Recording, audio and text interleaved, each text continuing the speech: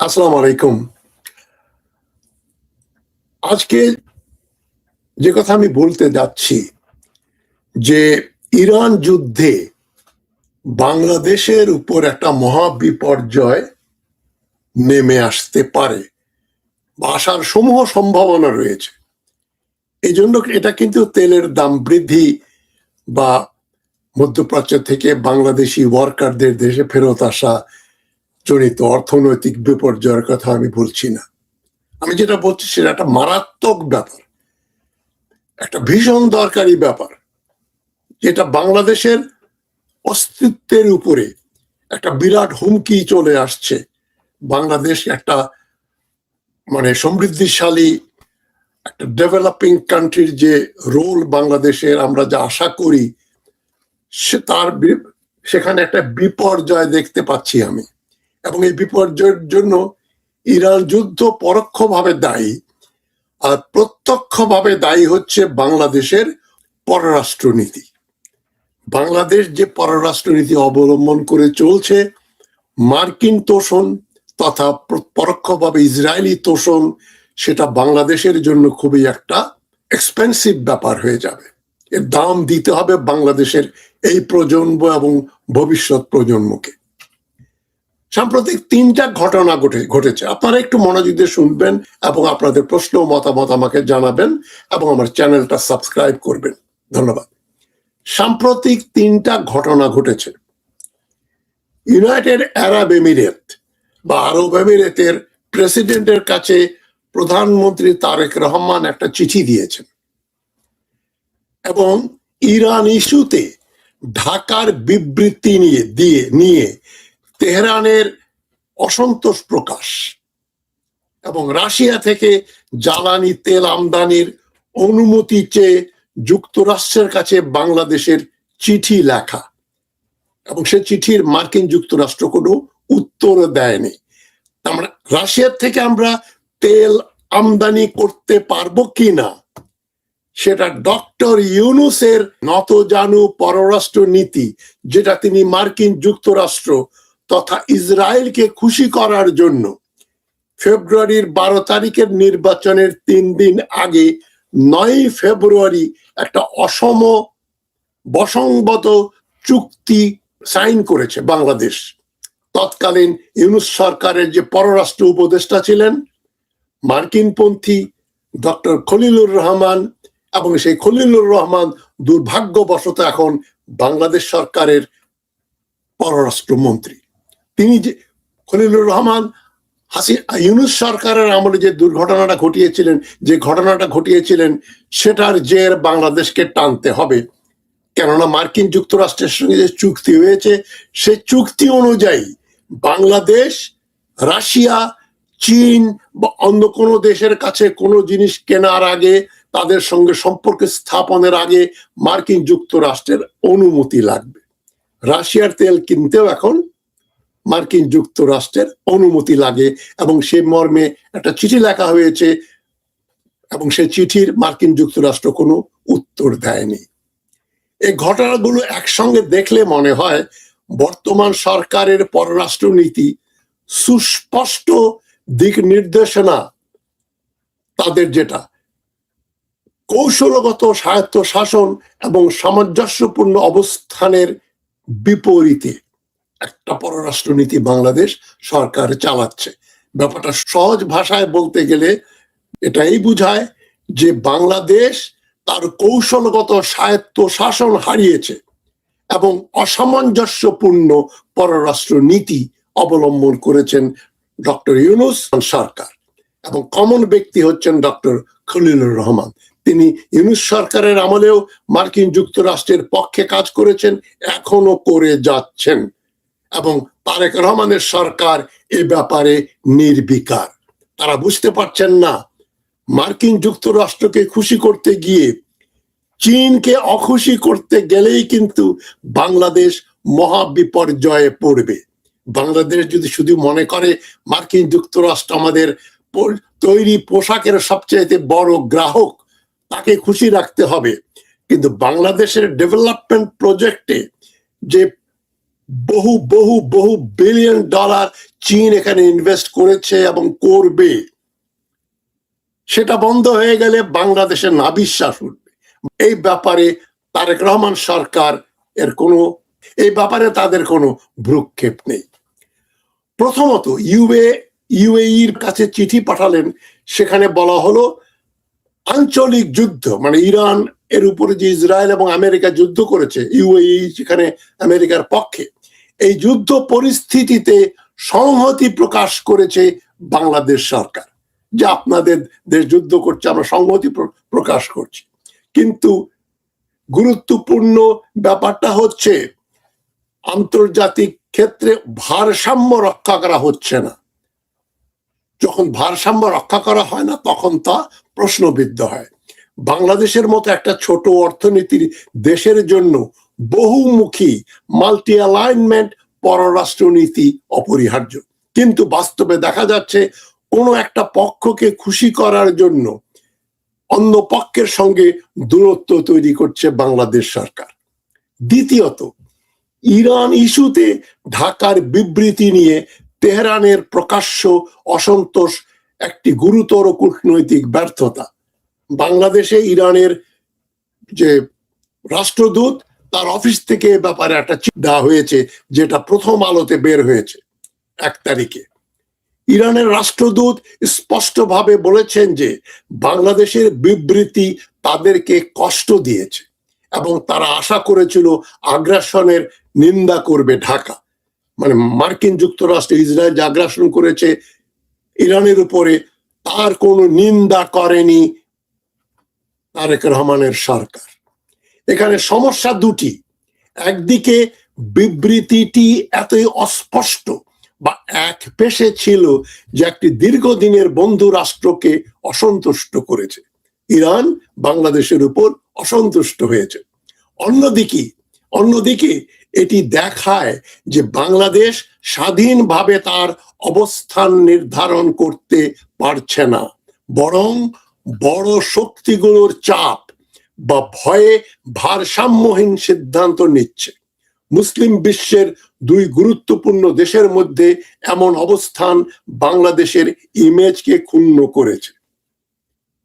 তারা মার্কিন যুক্তরাষ্ট্র বা ইসরায়েল ছাড়া যে পৃথিবীতে আর কোনো শক্তি পরাশক্তি আছে যাদের সঙ্গে বাংলাদেশের সম্পর্ক রাখা উচিত, ভালো সম্পর্ক দরকার, এবং মুসলিম বিশ্বের ইরানের সঙ্গে বাংলাদেশের ভালো সম্পর্ক থাকা দরকার, এটা তারেক রহমানের সরকার বেমালুম ভুলে বসে আছেন। এই ভুলের খেসারত দিতে হবে কিন্তু বাংলাদেশকে।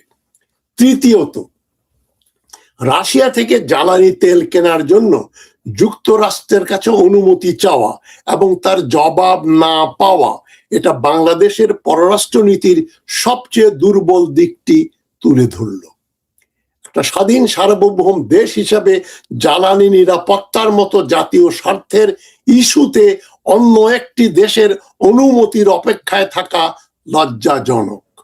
এটা শুধু অর্থনৈতিক দুর্বলতাই নয়, কূটনৈতিক পরাধীনতারও প্রমাণ। বাংলাদেশের জ্বালানি সংকট গভীর, কিন্তু তার সমাধান যদি ওয়াশিংটন দেয়, ওয়াশিংটনের নো অবজেকশনের উপর নির্ভরশীল হয়, তাহলে পররাষ্ট্রনীতির স্বাধীনতা কোথায়? এর ফলে রাশিয়ার সঙ্গে সম্পর্ক ঠান্ডা হয়ে যাচ্ছে, যেখানে চীন রাশিয়া অক্ষের সঙ্গে ভারসাম্য রক্ষা করা যেত। ভবিষ্যতের উদীয়মান শক্তি হচ্ছে চীন এবং রাশিয়া। মার্কিন যুক্তরাষ্ট্র এখন অস্তাচলে, এবং সেই অস্তাচলে যাওয়া দেশের দালালি করছেন খলিলুর রহমান, এবং তারেক রহমান সাহেব সেটা বুঝতে পারছেন না।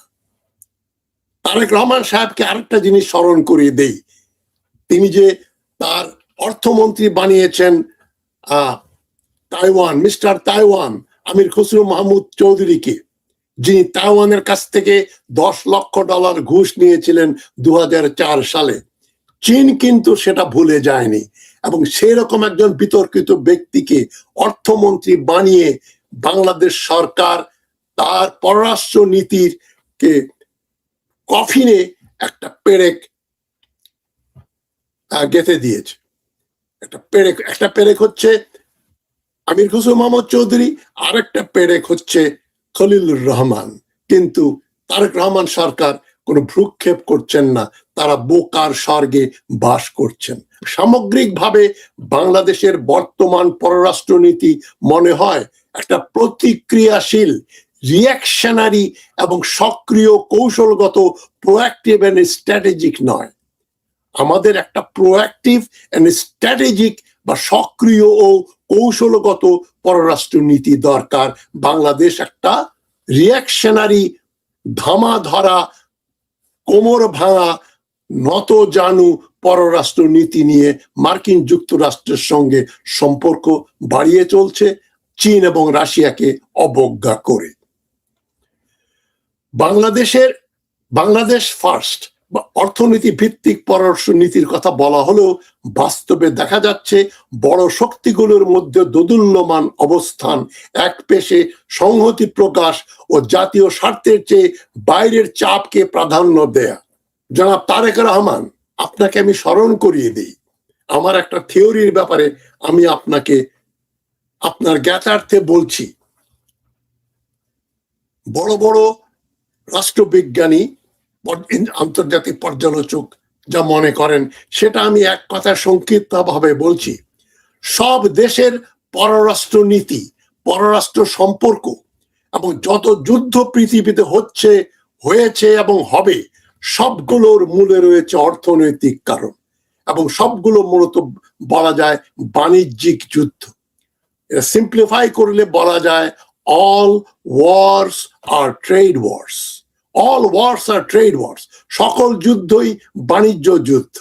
বাণিজ্য যুদ্ধে টিকে থাকতে হলে মার্কিন যুক্তরাষ্ট্রের সঙ্গে ডক্টর ইউনূস নির্বাচনের 3 দিন আগে যে গোপনে গোপনে চুক্তি করলেন, সেটা মির্জাফরি করেছেন দেশের সঙ্গে, বিশ্বাসঘাতকতা করেছেন মার্কিন এজেন্ট ডক্টর মোহাম্মদ ইউনূস। এজন্য তার বিচার হওয়া উচিত, এবং ডক্টর খলিলুর রহমান সেই ষড়যন্ত্রের অংশীদার হিসাবে তাকেও বিচারের আওতায় আনা উচিত। কিন্তু খলিলুর রহমান, ইউনূস সাহেব তো নেই, খলিলুর রহমান তার কাজ পূর্ণোদ্যমে চালিয়ে যাচ্ছেন, এবং তারেক রহমান সাহেব বুঝতে পারছেন না, মনে করছেন মার্কিন যুক্তরাষ্ট্রকে খেপালে তো বাংলাদেশ বিপদে পড়বে। তবে চীনকে যদি খেপান, বাংলাদেশ মহাবিপদে পড়বে, মহাবিপর্যয়ে পড়বে, আবার সেই তলানিবিহীন অবস্থায় চলে যাবেন। বাস্কেট হয়ে যাবে, কেস হয়ে যাবে বাংলাদেশ, যদি চীনের সঙ্গে অর্থনৈতিক, রাজনৈতিক সম্পর্ক নষ্ট হয়।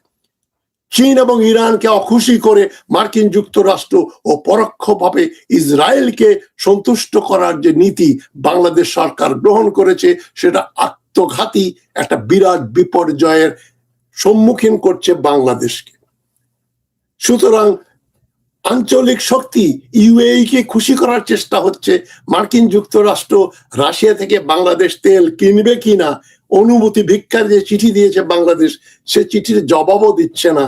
এই হচ্ছে বাংলাদেশের পররাষ্ট্র নীতি। এটা হচ্ছে হঠকারিতা, এবং এর ফল হচ্ছে বিপর্যয়। এই ধরনের পররাষ্ট্র নীতি দীর্ঘমেয়াদে বাংলাদেশের জাতীয় স্বার্থ রক্ষা করতে পারবে না। প্রয়োজন স্পষ্ট নীতি, সব অংশীদারের সঙ্গে সম্মানজনক সম্পর্ক, এবং সর্বোপরি স্বার্থের ভিত্তিতে স্বাধীন সিদ্ধান্ত নেওয়া। স্বাধীন সিদ্ধান্ত নেওয়ার সাহস দরকার, যেটা জিয়াউর রহমানের ছিল, আংশিকভাবে শেখ মুজিবুর রহমানেরও ছিল, হোসেন মোহাম্মদ এরশাদেরও ছিল, খালেদা জিয়ারও ছিল, এমনকি শেখ হাসিনারও ছিল। কিন্তু বর্তমান সরকার অধিষ্ঠিত, তাদের স্বার্থের ভিত্তিতে স্বাধীন সিদ্ধান্ত নেয়ার, পররাষ্ট্রনীতিতে সিদ্ধান্ত নেয়ার মতো সাহসও নেই, বুদ্ধিও নেই।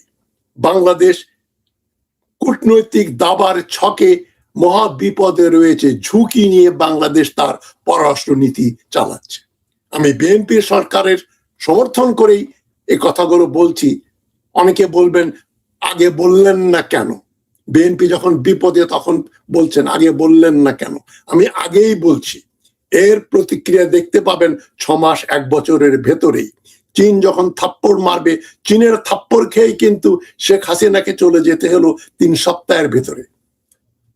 জুলাই মাসের 9 তারিখে ফিরে 7 তারিখে 8 তারিখে ফিরে আসলো, অগাস্টের 5 তারিখে চলে যেতে হলো, 1 মাসের কম সময়। চীনকে খেপিয়ে কিন্তু বাংলাদেশে কোনো সরকার টিকে থাকতে পারবে না।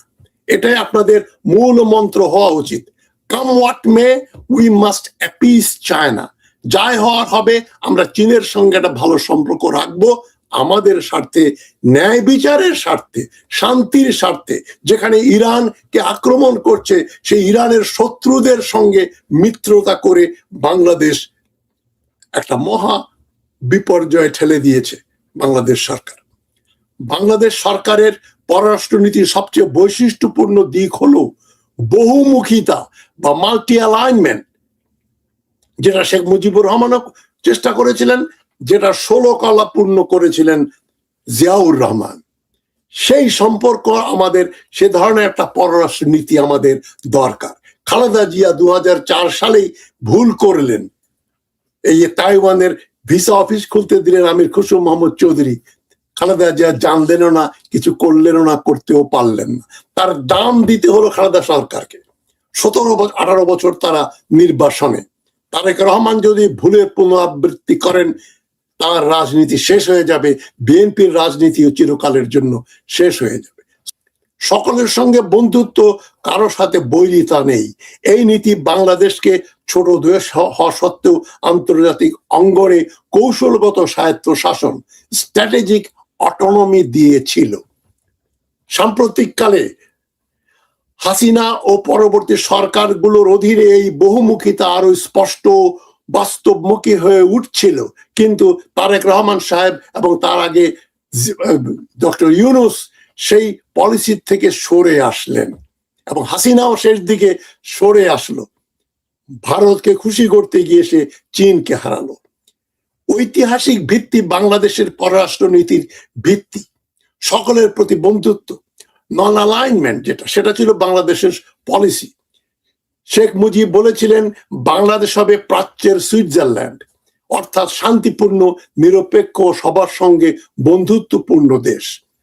প্রেসিডেন্ট জিয়াউর রহমান এই নীতিকে আরো বাস্তববাদী ও বহুমুখী করে তোলেন। যেটা বললাম, তিনি জাতিসংঘে বাংলাদেশের পররাষ্ট্র নীতিকে স্বাধীন, অটল এবং জাতীয় স্বার্থকে সর্বোচ্চ অগ্রাধিকার হিসাবে বর্ণনা করেন। জিয়ার আমলে বহুমুখী কূটনীতি, মাল্টিল্যাটারাল ডিপ্লোমেসি জোরদার হয়। সার্ক গঠন করা, মুসলিম দেশগুলোর সঙ্গে সম্পর্ক বৃদ্ধি এবং বড় শক্তিগুলোর সঙ্গে ভারসাম্য রক্ষা। এমনকি ইরান ইরাক যুদ্ধের সময় জিয়াউর রহমান একটা গুরুত্বপূর্ণ ভূমিকা পালন করেছিলেন। দুর্ভাগ্যবশত তিনি খুব তাড়াতাড়ি তাকে পৃথিবী থেকে চলে যেতে হল, তিনি শাহাদত বরণ করেন। নইলে ইরাক ইরান যুদ্ধে তিনি বাংলাদেশ একটা গুরুত্বপূর্ণ ভূমিকা পালন করত। ইকোনমিক ডিপ্লোম্যাসি বা জলবায়ু সংক্রান্ত কূটনীতির দিকে আমাদের নজর রাখতে হবে। তবে এক কেন্দ্রিকতা, যেটা হাসিনা আমলে শুরু হলো ভারত কেন্দ্রিক, সেটা কিন্তু বহুমুখিতাকে সাময়িকভাবে সংকুচিত করে। বর্তমান প্রেক্ষাপটে 2024 সালের আগস্টে হাসিনা সরকারের পতনের পর অন্তর্বর্তীকালীন সরকার, ডক্টর ইউনূসের সরকার 360 ডিগ্রি কূটনীতি ঘোষণা করে বহুমুখিতাকে পুনরুজ্জীবিতের নামে অতি আমেরিকা নির্ভরশীল হয়ে পড়ে। ফেব্রুয়ারি 2026 নির্বাচনের আগে, যেটা বললাম, নির্বাচন হলো 12 তারিখে, 9 তারিখে ডক্টর ইউনূস খলিলুর রহমানকে নিয়ে তাড়াহুড়ো করে মার্কিন যুক্তরাষ্ট্রের সঙ্গে একটা অসম বাণিজ্যিক চুক্তি করলেন। সেখানে মার্কিন যুক্তরাষ্ট্র থেকে 15টা বোয়িং বিমান কিনবে বাংলাদেশ, মার্কিন যুক্তরাষ্ট্রকে তুলা আমদানি করবে, কৃষিজাত পণ্য আমদানি করবে, তেল আমদানি করবে, এবং অন্য কোনো তৃতীয় দেশের সঙ্গে এই সমস্ত জিনিস আমদানি করার আগে মার্কিন যুক্তরাষ্ট্রের অনুমতি লাগবে।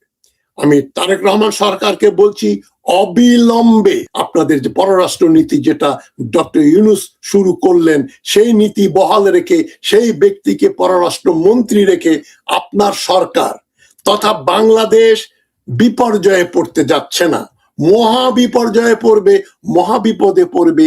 এই সংকেত দিচ্ছি আমি। 10 নম্বর মহাবিপদ সংকেত দেখাচ্ছি আপনাকে। 10 নম্বর মহাবিপদ সংকেত, আমি একজন বাংলাদেশি নাগরিক হিসাবে এই অনুরোধটা আপনাকে করছি যে আপনার পররাষ্ট্রনীতি বদলান, পররাষ্ট্রমন্ত্রীকে সরান এবং অর্থমন্ত্রীকে সরান যদি চীনকে নারাজ করতে না চান। চীন নারাজ হলে আপনার সরকার পড়ে যাবে, বাংলাদেশ বিপর্যয়ে পড়বে। একটা ভারসাম্য রাখতে হবে। এখন মধ্যম শক্তিদের সঙ্গে সম্পর্ক বৃদ্ধি করতে হবে। তুরস্ক, দক্ষিণ কোরিয়া, ব্রাজিল, ইটালি প্রভৃতি দেশের সঙ্গে প্রতিরক্ষা, প্রযুক্তি ও বাণিজ্যে নতুন অংশীদারিত্ব গ্রহণ করতে হবে। অর্থনৈতিক ও জলবায়ু কেন্দ্রিকতা অবলম্বন করতে হবে। রপ্তানি বাজার বৈচিত্র্যকরণ, জ্বালানি নিরাপত্তা ও জলবায়ু অর্থায়ন এগুলো করতে হবে। শুধু আমরা গার্মেন্ট রপ্তানি করব আর বিদেশ থেকে আমাদের বাঙালি ভাইরা বোনরা রেমিটেন্স পাঠাবেন, তাতেই বাংলাদেশ শনৈ করে উন্নতির শিখরে চলে যাবে।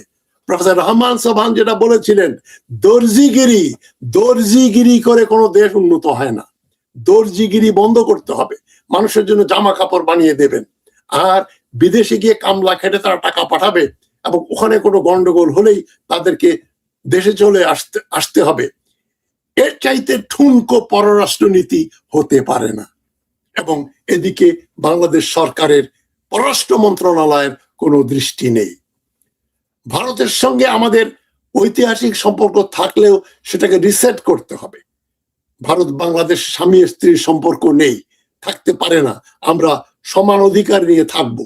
এবং চীনের বেল্ট অ্যান্ড রোড ইনিশিয়েটিভের প্রকল্পের মাধ্যমে বাংলাদেশ যেদিকে যাচ্ছিল উন্নতির দিকে, সেই দিকে আমাদের যেতে হবে।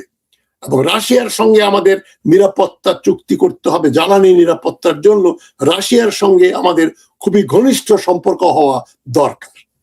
মার্কিন যুক্তরাষ্ট্রের ইন্দো প্যাসিফিক স্ট্র্যাটেজির সঙ্গে তাল মিলিয়ে যদি বাংলাদেশ চলে এবং মধ্যপ্রাচ্যের রিঅ্যাকশনারি দেশগুলো আছে, ইউএই এবং সৌদি আরব, বাহরাইন, কুয়েত, এদের সঙ্গে সখ্যতা বৃদ্ধি করলে যদি বাংলাদেশ মনে করে সেখানে বাংলাদেশি ওয়ার্কাররা কাজ করে, সৌদি আরবের সঙ্গে, ইউএইর সঙ্গে, বাহরাইনের সঙ্গে, কুয়েতের সঙ্গে একটু সম্পর্কটা ভালো রাখি, সেটা হচ্ছে দাস প্রথা, এক ধরনের দাসত্ব। প্রধানমন্ত্রী তারেক রহমান ইউএইর চিঠি দিয়ে যে সংহতি প্রকাশ করলেন যুদ্ধের জন্য, সেটা খুবই আপত্তিকর। আমি রিপিট করে বলছি, ইরান মুসলিম ভ্রাতৃত্বের ইস্যুতে সংবেদনশীল। বাংলাদেশ থেকে যে সারাক্ষণ সোশ্যাল মিডিয়াতে আমরা দেখছি শিয়াদেরকে কাফের ঘোষণা করতে হবে, এই ধরনের অপপ্রচার চলছে, সেদিকেও সরকারের তীক্ষ্ণ দৃষ্টি দেওয়া উচিত। বাক স্বাধীনতা মানে এই না যে বন্ধু রাষ্ট্রের সঙ্গে বাংলাদেশের সম্পর্ক নষ্ট হবে। সুতরাং বড় শক্তিগুলোর প্রতিযোগিতায় মার্কিন যুক্তরাষ্ট্র, চীন, ভারত, চীন, এই যে সম্পর্কগুলো রয়েছে, সেখানে বাংলাদেশ একটা খুবই স্ট্র্যাটেজিক, খুবই একটা কূটনৈতিক ভাবে একটা খুবই গুরুত্বপূর্ণ ভূমিকা পালন করতে পারে। তা না করে, যেমন পাকিস্তান করেছিল 1971 সালে, চীনের সঙ্গে মার্কিন যুক্তরাষ্ট্রের সম্পর্ক উন্নয়ন সেটা পাকিস্তান করেছিল 1971 সালে, যখন বাংলাদেশে স্বাধীনতা যুদ্ধ চলছিল। সে ধরনের একটা রোল বাংলাদেশ করতে পারে। ভারত এবং চীনের ভেতরে, মার্কিন যুক্তরাষ্ট্র এবং চীনের ভিতরে বাংলাদেশ ভালো রোল প্লে করতে পারে। তাই বলে ইরান যখন বিপর্যয়ে, ইরানের যারা শত্রু, তাদের সঙ্গে সম্পর্ক উন্নয়ন করে বাংলাদেশ টিকে থাকতে পারবে না। চীন যে কত বড় শক্তি, কত বড় অর্থনৈতিক শক্তি, সামরিক শক্তি, সেটা বাংলাদেশ সরকারের পররাষ্ট্র মন্ত্রণালয় আমার চেয়ে ঢের ভালো জানেন। কিন্তু তারা যদি ইগনোর করে মনে করেন মার্কিন যুক্তরাষ্ট্র, 7th ফ্লিট, এরা আমাদের রক্ষা করবে, দেখলেন না মধ্যপ্রাচ্যে 5th ফ্লিটের কি অবস্থা? ইরানের কাছে মার খেয়ে শেষ হয়ে গেছে। চীন তো যুদ্ধে নামেই নেই। চীন নামলে মার্কিন যুক্তরাষ্ট্র নেভি বলেন, এয়ারফোর্স বলেন, ছিন্ন ভিন্ন হয়ে যাবে। এটা বাংলাদেশকে মনে রাখতে হবে। সুতরাং বহুমুখিতাই করতে হবে বাংলাদেশের দাবার ছকের প্রধান খেলা। এর বাইরে চলে আসলে আপনি চীনকে অখুশি করে, ইরানকে অখুশি করে বাংলাদেশ যে এখন পররাষ্ট্রনীতি অবলম্বন করেছেন, এটা বাংলাদেশের জন্য অর্থনৈতিক, রাজনৈতিক, সামরিক সব ধরনের বিপর্যয় টেনে আনবে বলে আমি বিশ্বাস করি। আমি আবার অনুরোধ করছি, আপনারা এই ব্যাপারে চিন্তা করবেন। আমার অনুষ্ঠানটা দেখে আমাকে প্রশ্ন করবেন, মতামত দেবেন।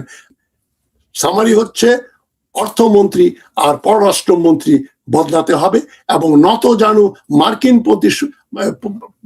বিদেশ নীতি আমাদের পরিত্যাগ করতে হবে, এবং যে চুক্তি ডক্টর ইউনূস বাংলাদেশের সঙ্গে বেইমানি করে, বিশ্বাসঘাতকতা করে যে মির্জাফরি করেছেন, সেই চুক্তি এখন বন্ধ করে দিতে হবে। না হলে বাংলাদেশ বাঁচবে না। চীনকে খেপিয়ে বাংলাদেশ টিকবে না, ইরানকে ইগনোর করে বাংলাদেশ টিকবে না।